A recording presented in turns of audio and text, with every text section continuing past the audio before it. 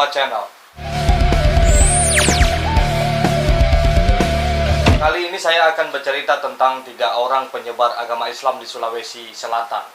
Ketika itu Sulawesi Utara dan Sulawesi Tenggara mungkin telah menganut agama Islam. Jadi perkembangan Islam di Sulawesi Selatan ini agak terlambat sedikit. Nah, ketika itu raja di Sulawesi Selatan pergi mengutus utusannya untuk pergi ke Minangkabau dan membawa 3 orang ulama, 3 orang ahli agama Islam dari Minangkabau untuk menyebarkan Islam di Sulawesi Selatan. Siapa sajakah orang ini? Nah, orang ini yang berpengaruh sampai sekarang, sampai akhir hayatnya. Beliau ini meninggal di tanah Sulawesi Selatan. Siapa mereka? 3 orang ini. Sebelum saya lanjutkan cerita ini, jangan lupa di like dulu, subscribe, lalu di share kalau ini bermanfaat buat kita semua. Cekidot, ini dia videonya. Penyebaran agama Islam di Sulawesi Selatan tak lepas dari peran 3 ulama asal Kota Tangah Minangkabau ini. Mereka menyiarkan Islam dengan damai melalui pendekatan budaya dan kearifan lokal. Hasilnya adalah mulai rakyat hingga raja rela menanggalkan kepercayaan nenek moyangnya dan memilih beriman kepada Allah. Ketiga ulama itu adalah Datuk Patimang, Datuk Ritiro, dan Datuk Ribandang. Nama itu adalah gelar kehormatan yang diberikan warga Sulawesi Selatan. Datuk Patimang bernama asli Datuk Sulaiman, juga bergelar Katib Sulung. Datuk Ribandang bernama asli Abdul Makmur dengan gelar Katib Tunggal, dan Datuk Ritiro bernama asli Nurdin Aryani dengan gelar Katib Bungsu. Dalam catatan sejarah, mereka tiba pertama kali di Kota Makassar pada penghujung abad ke-16. Peneliti Balai Litbang Agama Makassar, Samsurijal, mengatakan ketiga datuk itu datang ke Sulawesi Selatan untuk menyebarkan Islam atas permintaan Raja Tanete. Awalnya Raja Tanete di Baru mengirim utusan ke Tanah Minang, Sumatera Barat sekarang, meminta 3 ulama untuk datang menyebarkan Islam di daerahnya. Ketiganya pun bersedia mengembara ke Sulawesi Selatan. Mereka akhirnya berangkat, namun sempat singgah di Giri sebelum tiba di pelabuhan Makassar. Setiba di Makassar, ketiganya menyebar ke titik berbeda. Pemilihan tempat itu berdasarkan keahlian ilmu agama mereka miliki dan disesuaikan dengan kondisi daerah tersebut. Datuk Ritiro ditugaskan ke daerah Bulukumba, bagian selatan Sulawesi Selatan. Datuk Ritiro yang menguasai ilmu tasawuf dianggap cocok berdakwah di daerah itu karena masyarakatnya saat itu masih kental dengan kepercayaan terhadap hal mistis dan sihir. Datuk Sulaiman yang ahli ilmu tauhid menyebarkan Islam ke wilayah Luwu dan sekitarnya. Saat itu masyarakatnya di sana masih menganut animisme, menyembah arwah-arwah nenek moyang dan dewata Sewae.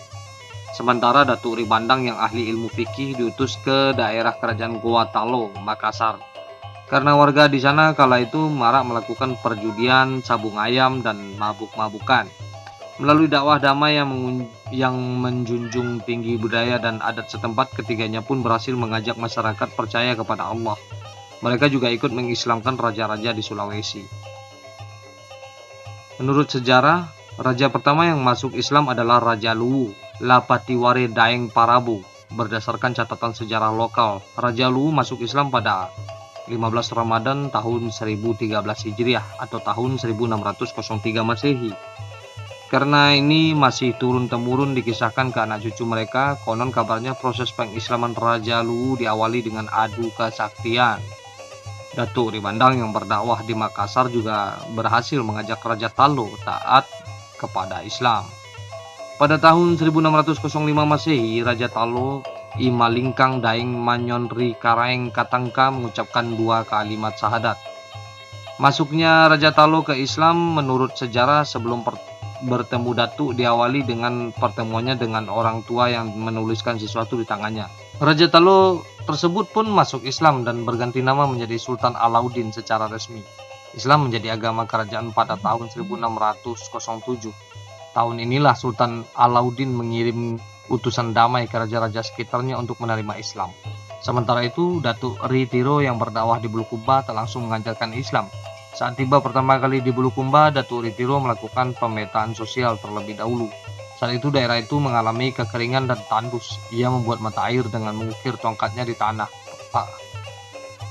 Air pun keluar hingga tak terbatas dan menyebar ke berbagai sungai. Tempat ini berada di Hila-Hila, Kecamatan Bontotiro, Kabupaten Bulukumba.